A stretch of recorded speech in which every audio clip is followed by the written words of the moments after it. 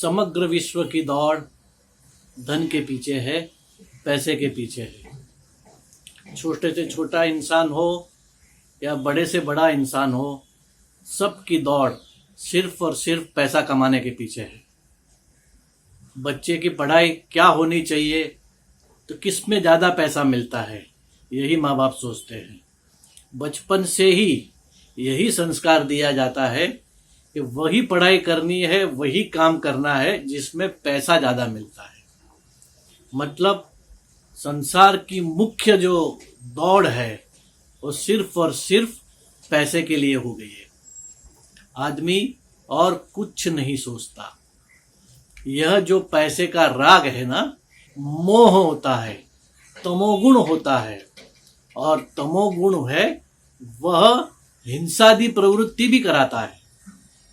देखो, पैसे के लिए पति पत्नी को मार देती है, पत्नी पति को मार देते हैं, पिता पुत्र को भी मारते हैं, पुत्र भी कहीं कहीं पिता का खून कर देता है।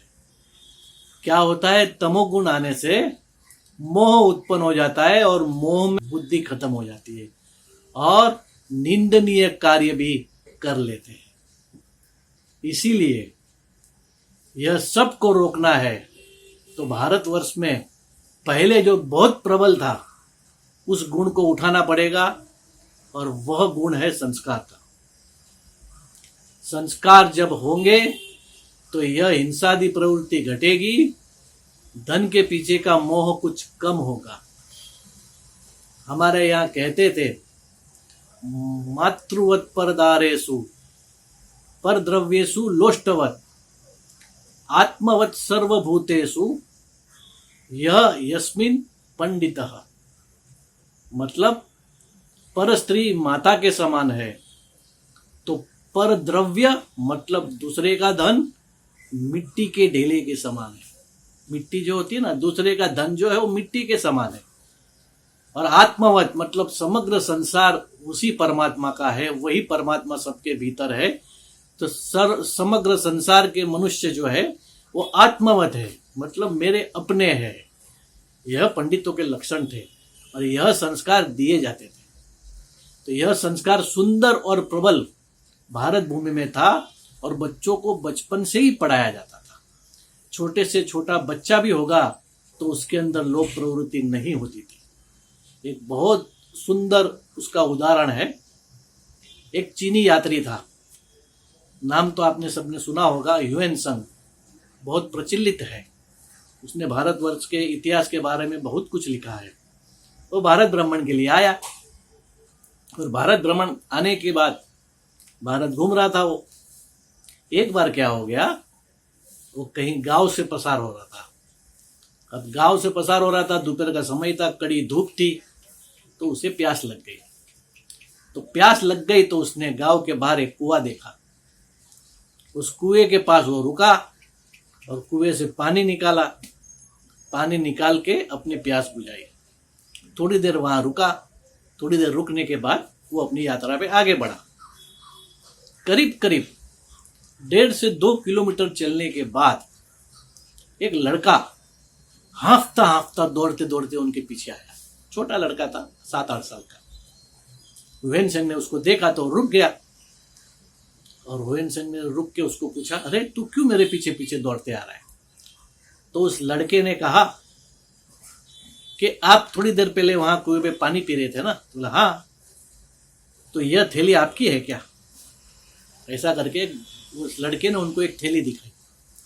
थैली देखकर ही ह्यूएन त्सांग की आंखें चौंधिया गई, हक्का बक्का हो गया। हाँ, ये तो मेरी थैली है, तुझे कहां से मिली?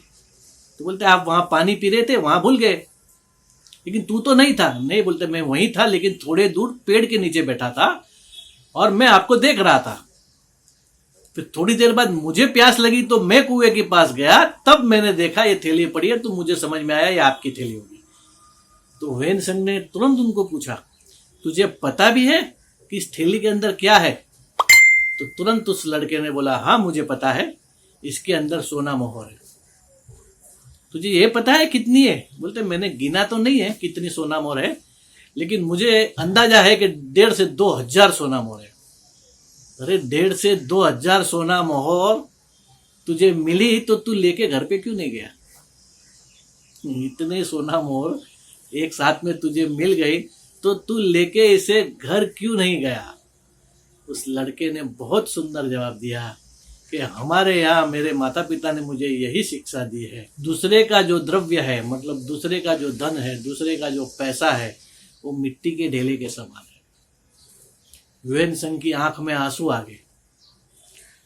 गए और तुरंत उसने लड़के को गले लगाया और गले लगा के अपने तरफ से मुट्ठी भर के गिनियां निकाली, उस लड़के को देना चाहिए, ये ले मैं मेरे तरफ से तुझे देता हूँ।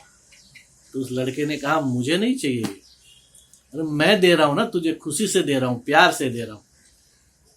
तो लड़के ने कहा मुझे ये नहीं चाहिए, आपको देना ही है तो मुझे 2 गिनी दीजिए। तो मेरे पड़ोस का जो लड़का है ना, वो बहुत गरीब है, उसके पास पढ़ाई लिखाई के लिए पैसे नहीं है, पुस्तक खरीदने के लिए पैसे नहीं है, मैं ये गिनिया उसको दूंगा तो उसको ये मदद हो जाएगी। ह्वेनसंग मन ही मन बोला, यह है भारत भूमि के संस्कार, भारतीय संस्कृति के संस्कार। अगर ये लड़का मुझे ये धन वापस लाके नहीं देता तो मेरी यात्रा यहीं समाप्त हो जाती, मुझे यहीं से वापस लौटना पड़ता।